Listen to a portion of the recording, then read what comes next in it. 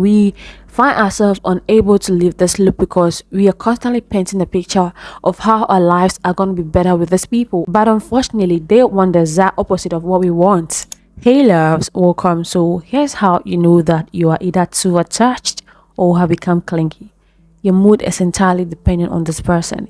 You find yourself constantly thinking about them.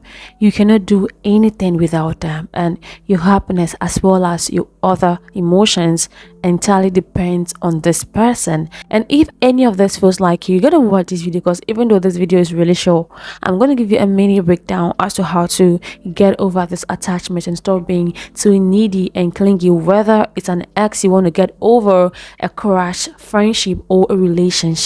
Let's roll. First thing I want to talk about is for you to acknowledge and accept the existence of that crush, that clinginess, that attachment or obsession with the person. While accepting and acknowledging this obsession will be kind of uncomfortable for you, it's gonna really help you to know who this person is and what is it about them that makes you want to constantly have a piece of them. Could it be that you're blinded by what you feel for this person or what you hope they will feel for you, that you've forgotten they are human just like you with weaknesses and flaws? Whether you're trying to get over an ex or you don't want to be clingy anymore in a friendship, we find ourselves unable to leave this loop because we are constantly painting a picture of how our lives are going to be better with these people. But unfortunately, they want the exact opposite of what we want. And that's why acknowledging how you feel and accepting the existence of your attachments is really going to help you, because obviously you are the only person who feels the way you feel. Another facet of acceptance that I wanted to talk about is your willingness to let go. Because sometimes, although we know there's some kind of obsession on our part and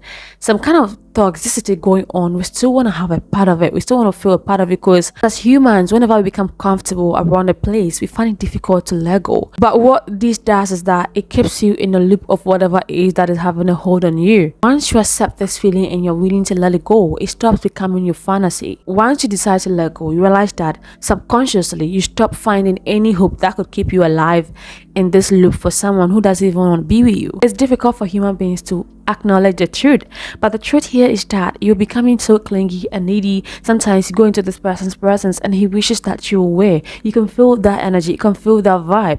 So accepting and acknowledging whom this person is that keeps you constantly wanting to have a part of them will really set you free. It will set you free from that bondage. You gotta be true to yourself, because just like a wound, you can't cover it up without removing all the things that will make the wound infectious. Same with human attachment. If you do not acknowledge that, yeah, I have this obsession, you will unconsciously be dragging yourself into this person's presence every single time, even though you know very well you are not needed.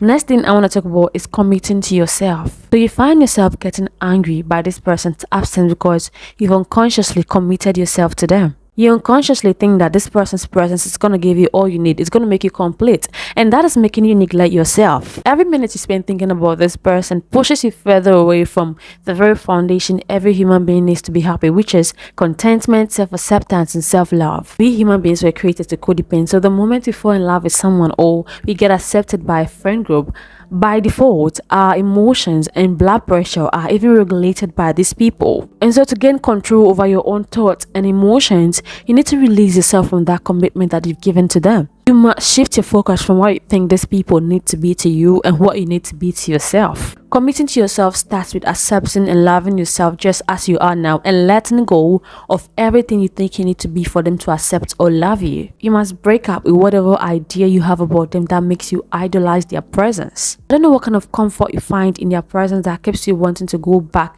every single time, but all that is gonna stop once you realize and believe in yourself that you can give that comfort to yourself. The more attention you give to yourself, the less time you're gonna have to think about them. Next thing I want to talk about is to broaden your social network. And this idea does not only work for people who are trying to get over an ex, but if you want to stop being clingy or do not want to be the needy person in a friendship group, it's gonna work for you perfectly. It's common knowledge that when we are not used to being around a lot of people, our options as to whom we spend our time with is very limited. Getting to to know new people will help you spend a lot of time away from your old circle. It makes you less available to the people to whom you're becoming clingy or needy. And if you're just trying to get over someone, getting to know more people gives you a huge break from thinking about them. Once you get to know more people and fill your time with fun and productive ventures, you don't have much energy left to mourn the past. That's it, guys. Remember that this is my first video in my detachment one-on-one series, and I'll put the playlist here once I'm done. But until then, make sure you watch another video on this channel.